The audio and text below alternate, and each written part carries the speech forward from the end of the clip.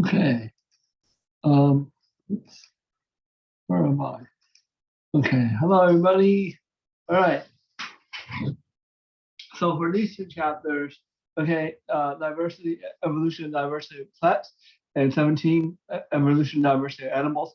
I want to focus on the more important details and not every little detail. So make sure you watch these presentations because everything I talk about will be on the test. Nothing don't talk about will not. Okay, so okay, slide. Okay. Okay. So first thing, what is a plant? Um, so all plants are eukaryotic, autotrophic, and multicellular. So all cells have chloroplasts, which carry out photosynthesis. Okay. There are four phyla in kingdom Plantae, bryophytes, um, seedless vascular plants. Okay. These are going to be ferns, basically, gymnosperms and angiosperms. Okay. Make sure you know the characteristics of each one of these four groups. Okay. Plasma change the world. They have released large amounts of oxygen for respiration. Okay. Without this oxygen, we wouldn't be able to exist. Okay.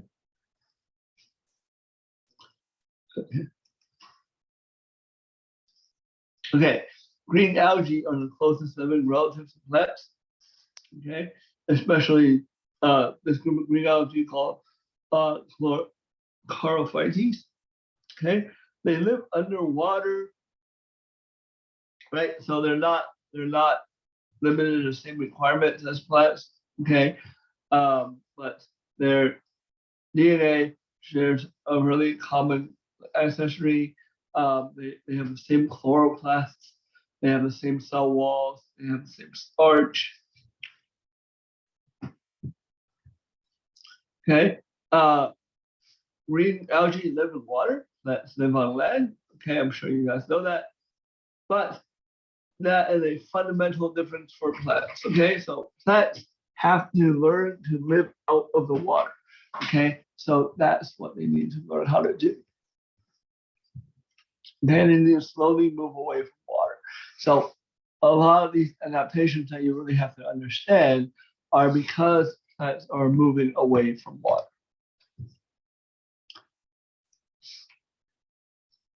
Okay, so plant evolution began when common ancestor of all plants moved out of the water. So moving out of the water prevented competition, right? So the things that were eating up the algae can't eat you if you're out of the water. And at that point, there was nothing on land. There's literally nothing on land. So they had um, time to like move around and do stuff, and so they do whatever they wanted on land. Okay, so they grow everywhere, and there wasn't anything to actually eat them and stuff like that. Is actually a very cool thing. Um,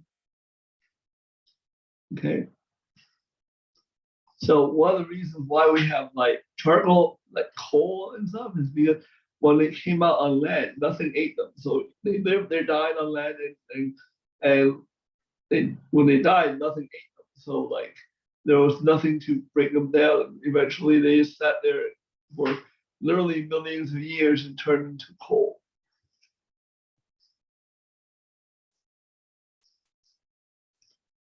Okay, okay. So water and land are different um, environments that select for different body types and reproductive strategies.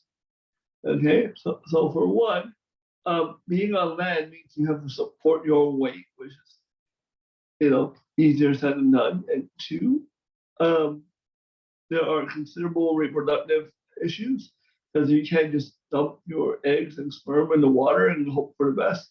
That no longer works.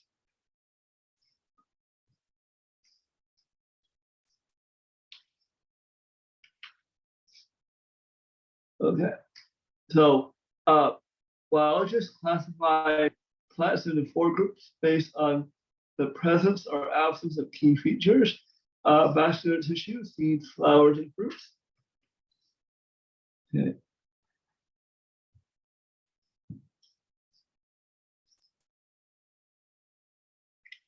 Okay, so all this is something cuticle. A cuticle is a waxy layer that surrounds plants to prevent them from drying out. Algae, of course, don't have that problem because algae live in the water, so they don't dry out ever. Okay, so okay. Let's go over this a little bit. Okay, so the first thing that comes out, okay, are land plants that have cuticles. Okay, and something called stromata. Okay, these are the most primitive plants and they're bryophytes.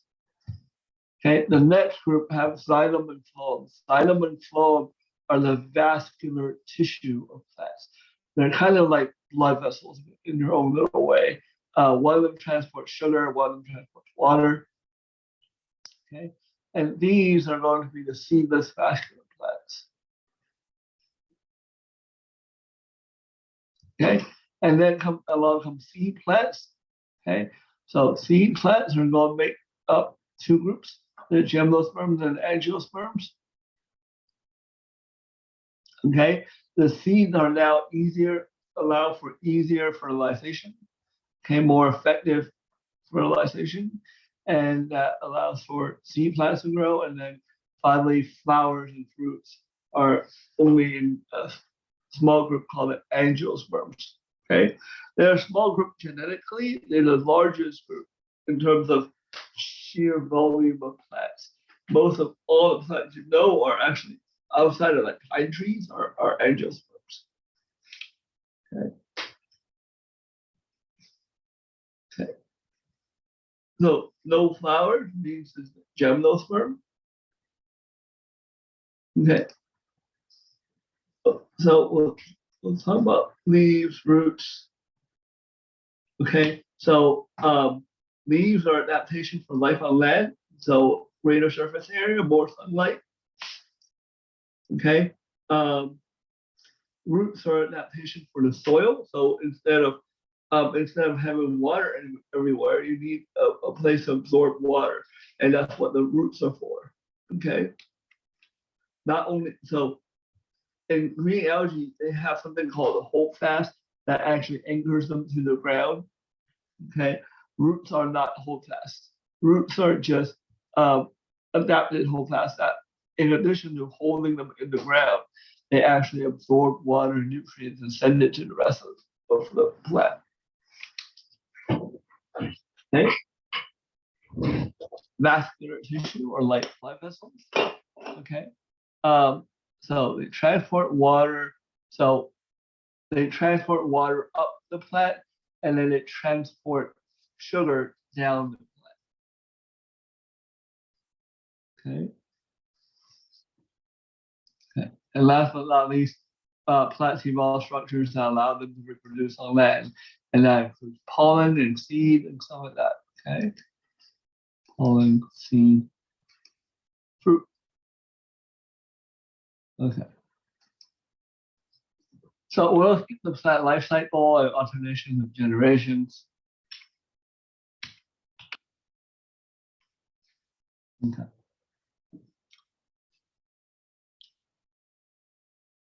The first plants are called bryophytes. Okay. Mosses, hornworts, liverworts are bryophytes. They live in shady, moist environments where they help build the soil that larger plants use. They're usually the first colonizers, and you see them on riverbeds and stuff where they're really right next to the water and right next to the streams, and you know they grow in very wet environments, and that's because they are non-vascular and they are seedless.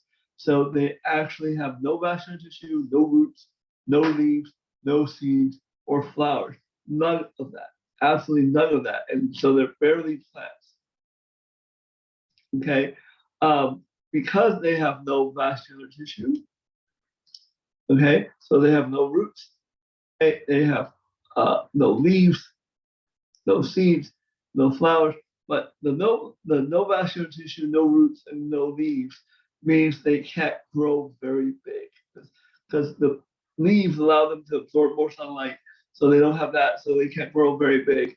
The roots allow them to absorb water, so without that, they can't absorb water very efficiently, so they can't be very far away from water.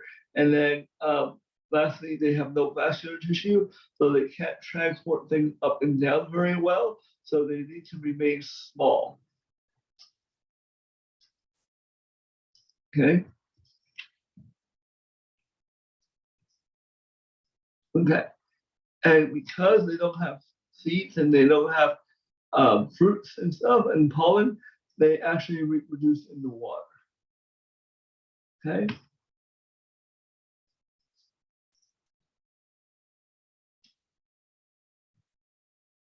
Okay.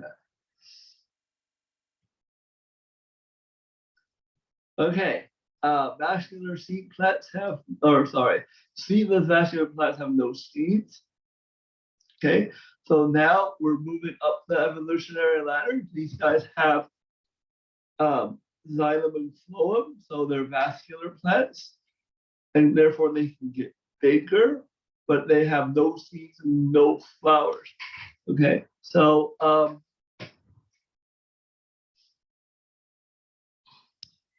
most of what we see today as seedless vascular plants are ferns. And you can see these are ferns. Okay, they all look pretty much the same.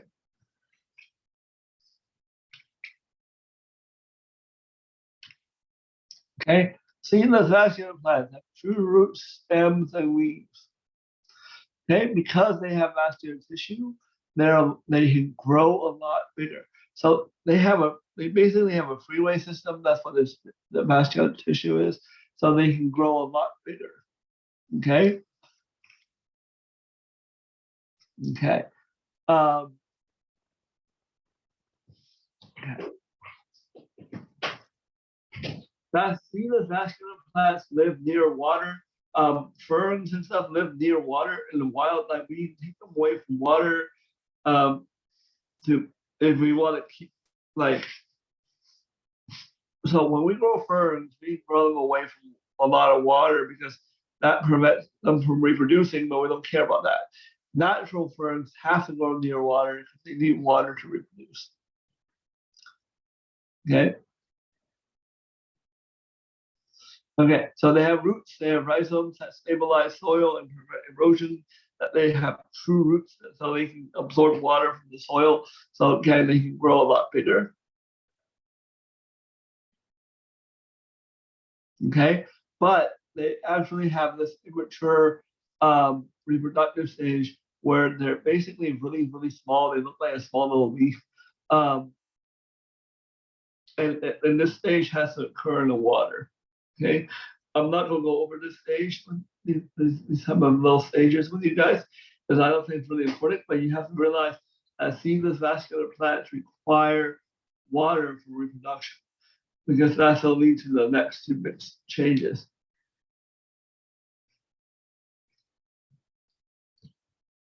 Right? Gymnosperms are naked seed plants. Okay, gyms are naked, or gyms originally were naked places where people exercise naked. So gymnosperms are naked seed plants. Okay. Okay.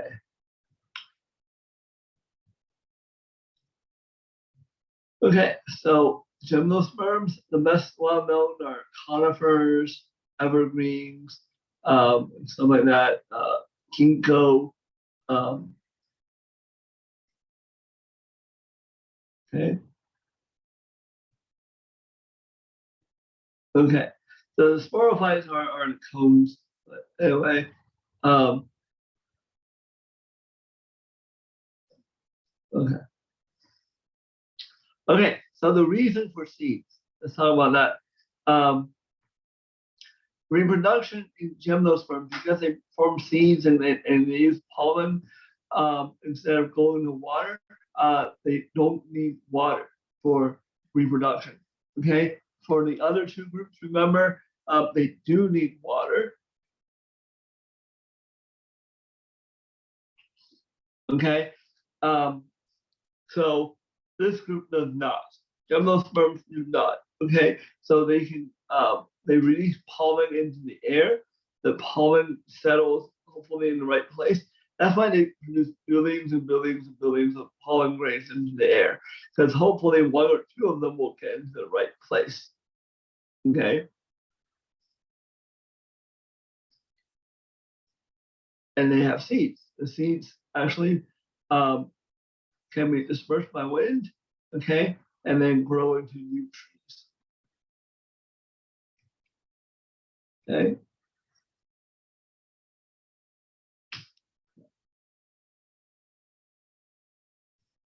All right, the last group are the angiosperms. The angiosperms produce seeds in fruit. Okay, so one of the biggest wastes of gymnosperms is that they're kind of randomly dispersing pollen in air and hoping that it settles in the right place onto a female with the egg and fertilizing that little ovule and hoping for the best. And then that thing can travel and land somewhere, and that pine cone can grow somewhere and develop. Okay, the chance of each individual pollen grain surviving is basically next to nothing. It's a lot less than 1 in a million. It's more like 1 in 100 million. Okay, so not that great. So it's a huge waste of energy. Okay, but now you can grow away from water. You get away from the water, which is actually good. Okay, so angiosperms evolved past that. They made more efficient use of something called a flower. Okay, and pollen. Okay, okay, because they're more efficient. Okay, most plant species nowadays are actually angiosperms. Okay, after the angiosperms were the last group to develop. Okay, but after they developed, basically they wiped out most of the other plant species. Okay, it's pretty cool. In the dinosaur days, they didn't have angiosperms. In fact, in the days of dinosaurs, what's usually seen are ferns and gymnosperms. Okay, but angiosperms replace both of those groups. Okay.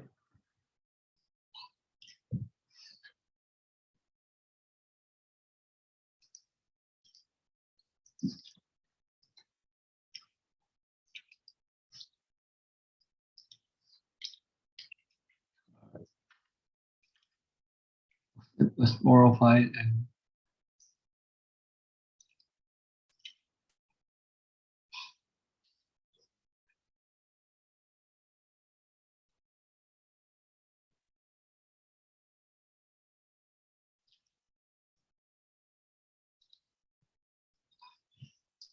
oops.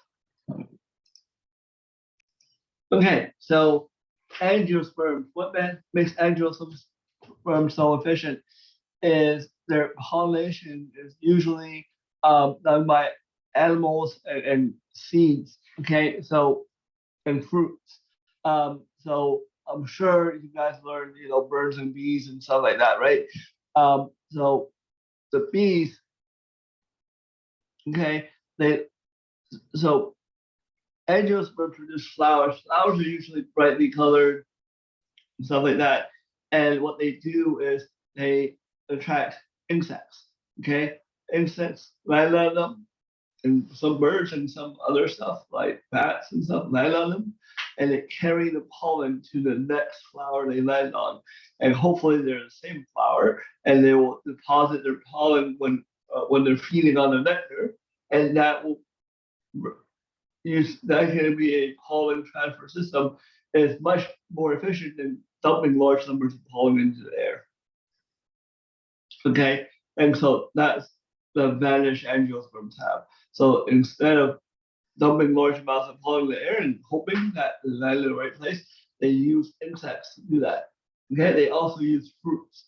So fruits, okay, well, after pollination, they grow a little fruit seed, and that seed they bury it inside a fruit.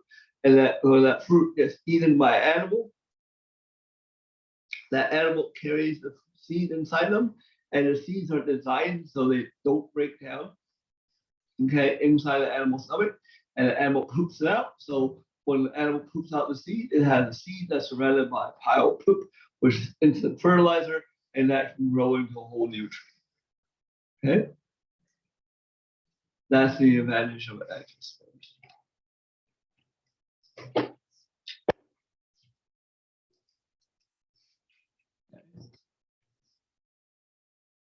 All right. Okay, so that's what you need to know, basically. Okay. All right.